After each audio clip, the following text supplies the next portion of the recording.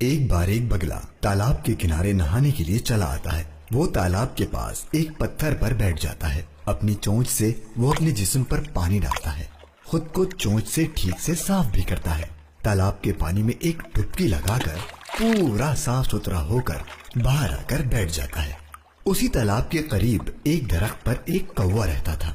اسے ہر دن خیال آتا تھا کہ یہ بگلا ہر روز نہانے کے بعد کتنا خوبصورت لگتا ہے، کتنا گورا چمکیلا ہو جاتا ہے۔ میں اس کے جیسا کب بن پاؤں گا؟ میری تو چونچ بھی کالی، پنکھ بھی کالے، اور تو اور میرے پنجے بھی کالے۔ میں تو بس ایسا ہی ہوں، کالا کا کالا۔ مجھے تو بس بگلے جیسا بننا ہے۔ کوا سوچنے لگتا ہے کہ وہ بگلے جیسا بنے تو کیسے بنے۔ اسے یاد آتا ہے کپڑے دھونے کے لیے ایک دھوبی اسی تالاب پر آتا ہے اور وہ میلے کچیلے اور کالے کپڑوں پر صابن لگا کر خوب رگڑتا ہے اور وہ صاف ہو جاتے ہیں۔ تو کوا بھی ایک ترکیب سوچتا ہے۔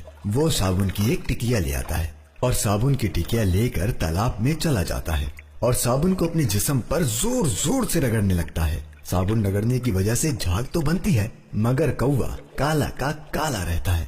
اسے لگتا ہے شاید اس سے کوئی غلطی ہوئی ہے، اس لیے وہ قریب پڑا ہوا ایک پتھر اٹھا لیتا ہے اور اس سے اپنے جسم کو زور زور سے رگڑنے لگتا ہے۔ ایک بار صابن لگاتا ہے اور ایک بار پتھر سے رگڑتا ہے۔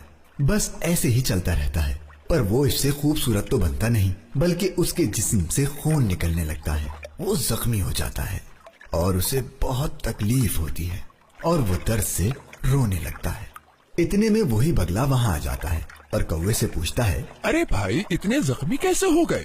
کوا کہتا ہے، ارے بگلے بھیا، مجھے آپ جیسا بننا تھا تو میں نے بہت صابن لگایا، پتھر سے جسم کو بہت رگڑا، مگر میں تمہارے جیسا خوبصورت اور چمکیلا نہیں بن سکا۔ بگلے نے جواب دیا، ارے کوے بھیا، آپ کا رنگ کالا ہے تو کیا ہوا؟ آپ میں بھی تو اتنی ساری خوبیاں ہیں۔ آپ پورا علاقہ کتنا صاف ستھرا رکھتے ہیں، سب کیڑے مکوڑے کھا کر صاف کر دیتے ہیں۔ آپ کی چونچ کالی ہے تو کیا ہوا؟ ہوتی تو چمکیلی ہے۔ آپ کی جو خوبیاں ہیں اسے پوری طرح استعمال کرنے کی کوشش کرو۔ میرے جیسا کیوں بننا ہے؟ سبق: پیارے مدنی منو، ہر ایک کے پاس اپنی اپنی خوبیاں ہوتی ہیں، ان کو پہچان کر ہر کوئی زندگی میں اچھے سے اچھا کام کر سکتا ہے۔